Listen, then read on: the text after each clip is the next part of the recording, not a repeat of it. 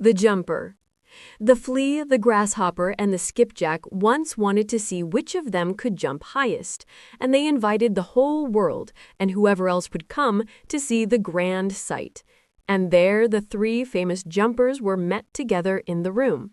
"Yes, I'll give my daughter to him who jumps highest," said the king, "for it would be mean to let these people jump for nothing." The flea stepped out first. He had very pretty manners, and bowed in all directions, for he had young ladies' blood in his veins, and was accustomed to consort only with human beings, and that was of great consequence. Then came the grasshopper. He was certainly much heavier, but he had a good figure, and wore the green uniform that was born with him. This person, moreover, maintained that he belonged to a very old family in the land of Egypt, and that he was highly esteemed there. He had just come from the field, he said, and had been put into a card-house 3 stories high, and all made of picture cards with the figures turned inwards. There were doors and windows in the house, cut in the body of the Queen of Hearts. "I sing so," he said, "that 16 native crickets who have chirped from their youth up and have never yet had a card house of their own would become thinner than they are with envy if they were to hear me."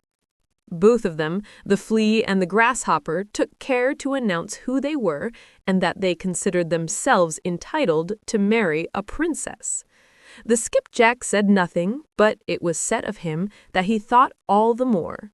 And directly the yard dog had smelt at him, he was ready to assert that the skipjack was of good family and formed from the breastbone of an undoubted goose. The old counselor, who had received 3 medals for holding his tongue, declared that the skipjack possessed the gift of prophecy. One could tell by his bones whether there would be a severe winter or a mild one, and that's more than one can always tell from the breastbone of the man who writes the almanac. "I shall not say anything more," said the old king. "I only go on quietly and always think the best." Now they were to take their jump. The flea sprang so high that no one could see him, and then they asserted that he had not jumped at all. That was very mean.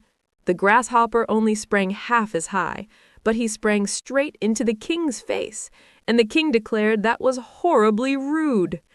The skipjack stood a long time considering. At last people thought that he could not jump at all. "I only hope he's not become unwell," said the yard dog, and then he smelt at him again. Tap, he sprang with a little quick jump just into the lap of the princess, who sat on a low golden stool. Then the king said, "The highest leap was taken by him who jumped up to my daughter, for therein lies the point. But it requires head to achieve that, and the skipjack has shown that he has a head. And so he had the princess." "I jumped highest after all," said the flea, "but it's all the same. Let her have the goose bone with its lump of wax and bit of stick. I jumped to the highest, but in this world a body is required if one wishes to be seen." And the flea went into foreign military service, where it is said he was killed. The grasshopper seated himself out in the ditch and thought and considered how things happened in the world. And he too said, "Body is required, body is required."